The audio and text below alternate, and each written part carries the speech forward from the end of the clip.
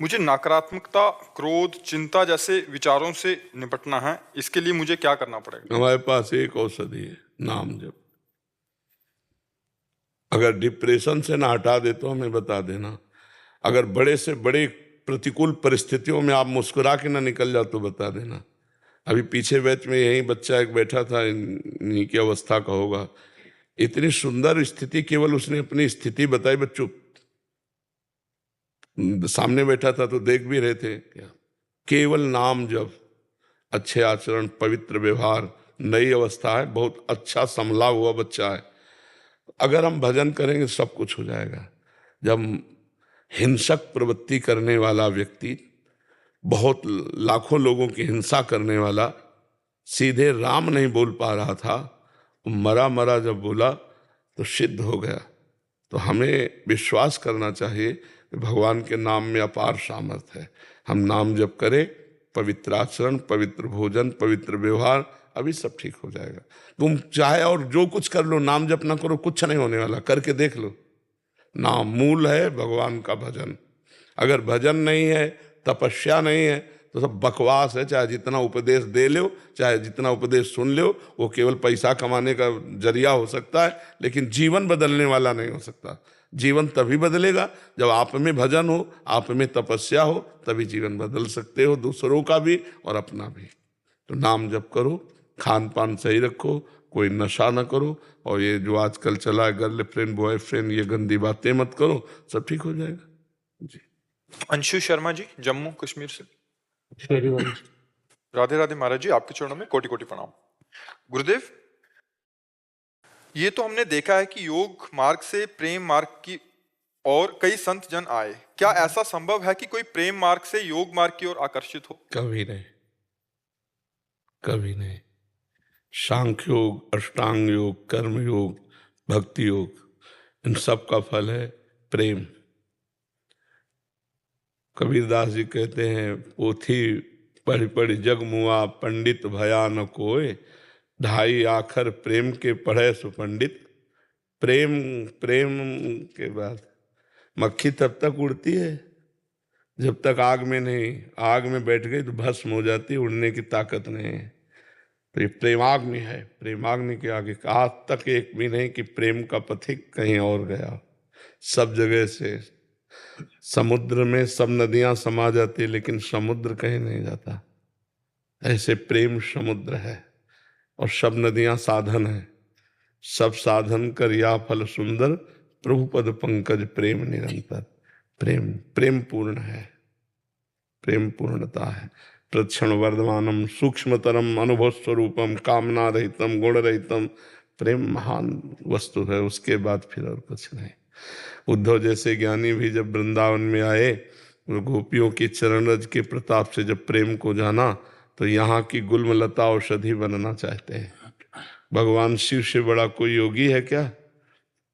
वो भी यहाँ गोपीश्वर बनकर रास में पधारे। प्रेम के आगे कुछ नहीं। प्रेम में तो भगवान भी अधीन है। नहीं, कोई योग से भगवान को आज तक अधीन किया है क्या? चुटकी बजाई भगवान प्रकट हो गए, और प्रेम में आंसुओं में भरकर पुकारा, उसी समय प्रकट हो गए।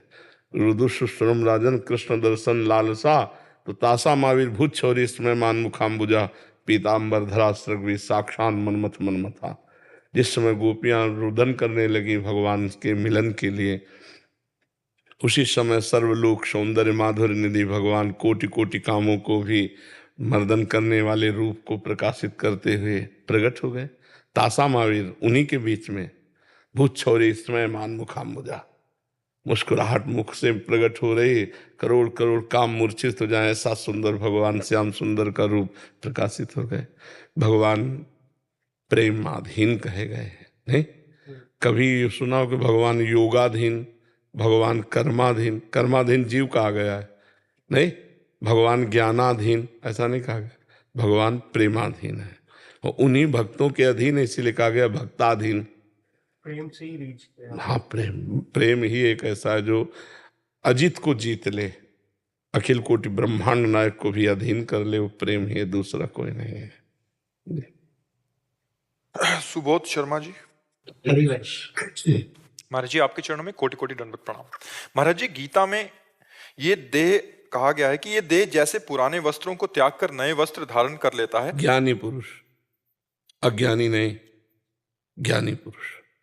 हाँ, वैसे ही ये देही पुराने शरीरों को त्याग कर नए शरीर धारण कर लेता है, पर पुराने वस्त्र त्याग कर नए वस्त्र धारण कर लेने पर दुख नहीं होता अपितु खुशी होती है, जबकि पुराने शरीर को त्यागने पर दुख होता है तथा नए शरीर के हम इसीलिए बीच में बोल दिए थे, ज्ञानी पुरुष के लिए बात है, अज्ञानी की नहीं। क्योंकि अज्ञानी आसक्त चित्त होता है, इसलिए उसे दुख होता है, और ज्ञानी वैरागी होता है, स्थूल शरीर से भी, सूक्ष्म शरीर से भी और कारण शरीर से भी। तभी तो ब्रह्मबोध संपन्न महापुरुष कहा जाता है। जी रेशमा जी। राधे राधे प्रभु। राधे राधे महाराज जी। महाराज जी आप कहते हैं कि जब कृष्णा जी की कृपा होती है तो वह आपको धीरे धीरे दुनिया से दूर कर देते हैं, लेकिन जब सबसे दूर हो जाओगे तो अकेलापन होता है। इसके लिए कहाँ अकेलापन होता है? तुमने देखा कहाँ है? कभी दूर हुई हो? केवल कल्पना कर रहे हो। हम अकेले बचपन से दूर हैं, हम अकेले। अभी तो आपसे इतने लोग नहीं मिलने आते होंगे जितने लोग हमसे मिलते हैं। ये तो बाहरी है, और अंतर में हमारे प्रभु हमारे साथ हैं, हर कदम हर पल हमारे साथ है। इतना सुंदर प्रभु, इतना सुंदर प्रिया जो हमारे साथ है, हमें और किसके साथ की जरूरत है? यहाँ जितने साथी सब मरण धर्मा है, कब मर जाए कब बिछुड़ जाए कुछ पता नहीं। वो अविनाशी प्रीतम हमारे साथ है, तो हम अकेले कि तुम अकेले हो?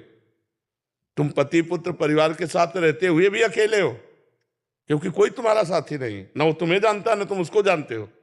सब परदेसी की तरह रह रहे हो। जानते हो अपने पुत्र को कौन है? अपने पत्नी को जानते हो कौन है? अपने पति को जानते हो कौन है? किसी से कोई परिचय नहीं, माने बैठे। जान जाओ तो भगवान है, भगवान है, पति रूप में भगवान है, पुत्र रूप में भगवान है, पत्नी रूप। अगर ये जान जाओ तो तुमको भी वही गति होगी जो बड़े बड़े संतों को होती है, पर ये तो जानते नहीं। तो अकेलापन के सच्चा पूछो तो अकेलेपन आपको खाता है, हमें थोड़ी अकेलापन खाता है। हमारे तो बाहर, तुम्हारे तो 4 परिवार होंगे, हमारे तो 40,000 परिवार है। तुम्हारा कोई नहीं है संसार में, नहीं है, हमारा है, प्रीतम है, हमारे भगवान है, हमारी प्रिया जो है, हमारे लाडिले। तुम्हारा कोई नहीं है। तुम जिनको देख रहे हो सब मरण धर्मा है, कभी भी मर सकते हैं, पूरे के पूरे एक साथ मर सकते हैं। हमारे प्रीतम नहीं मरेंगे। ये शरीर छूटेगा तब प्रीतम मिलेंगे, ऐसी बात नहीं। शरीर रहते ही प्रीतम का सानिध्य अनुभव होता है। पर भजन करो, भजन जीवन में नहीं होगा तो यही लगेगा। जितने संत महात्मा है वास्तविक जो भगवान के मार्ग में है, उनको अकेलापन खाता है क्या? वो अकेले की तरफ भागते हैं, दूर हमसे मिलो मत। क्यों? तुम मिलोगे तो उससे मिलने में बाधा पड़ जाएगी। मुझे अकेला रहने दो, जिससे मैं अपने प्यारे की याद में खो जाऊं और प्यारा ही आके मेरे से मिले। अभी अकेलेपन का मतलब नहीं समझा है, असंगता। अभी हरि भजन नहीं तो कैसे जानोगे आध्यात्मिक आनंद को, भगवद आनंद को कैसे जानोगे? तुम संसार से तुलना करोगी तो आध्यात्मिक आनंद और विषय आनंद बहुत अंतर है। एक अंधकार है और एक दिव्य प्रकाश है। तो अंधकार से सोचोगी तो फिर, अब जैसे बचपन से हम घर से निकले थे, किसी का प्यार नहीं मिला, क्योंकि 13 वर्ष की अवस्था में घर से निकले, तो हम क्या प्यार के भूखे हैं? इतना प्रभु ने प्यार दिया है कि निहाल कर दिया है। कदम कदम पर उनका प्यार, कदम कदम पर उनका दुलार। और वही प्रभु इतने रूपों में अब भी प्यार कर रहे हैं। घंटों से खड़े हैं केवल इस बात के लिए कि यहाँ से निकल जाएंगे तो हम देख लेंगे बाबा जी है। बाबा जी को क्या देखना है? पर ये प्यार, भगवान प्यार। तो ये हमें लगता है कि आपका अभी अज्ञान ही ऐसा अनुभव करा रहा है कि अगर हम सब कुछ छोड़ देंगे तो हम अकेले हो जाएंगे, अकेलापन लगेगा। महाराज जी इसमें जैसे भागवत जी में आपने बोला था कि उसका मैं सब कुछ हरण कर लेता हूँ, इसका वास्तविक रहस्य क्या है महाराज जी? राग हरण कर लेते हैं भगवान, उसकी आसक्ति अहंकार राग हरण कर लेते हैं। जैसे अम्बरीश जी चक्रवर्ती सम्राट महाभागवत है, पूरा ऐश्वर्य वैभव भगवान ने अपहरण कर लिया क्या? नहीं, लेकिन उसका उनको अभिमान नहीं है चक्रवर्ती सम्राट पद का, उस संपत्ति का उन्हें गर्व नहीं है, उस वैभव का उनको गर्व नहीं है। और जिनके गर्व है, भगवान देख रहे हैं कि अब ऑपरेशन करना पड़ेगा तो संपत्ति भी हटा देते हैं, गर्व भी हटा देते हैं। और जिनको देखा कि ये मरीज काम लायक है, गर्व हटा देने से काम चल जाएगा तो संपत्ति नहीं हटाते हैं। और जब देखा कि मरीज ज़्यादा बढ़ चुका है, अब इसका मर्ज दूर करने के लिए, तो फिर भगवान उसका वैभव भी अंतर ध्यान कर देते हैं और उसका पारा जो अहंकार का था वो डाउन, जब डाउन हुआ तो भगवान की पुकारा, भगवान की शरण में हुआ, वही मंगल शुरू हो गया उसका।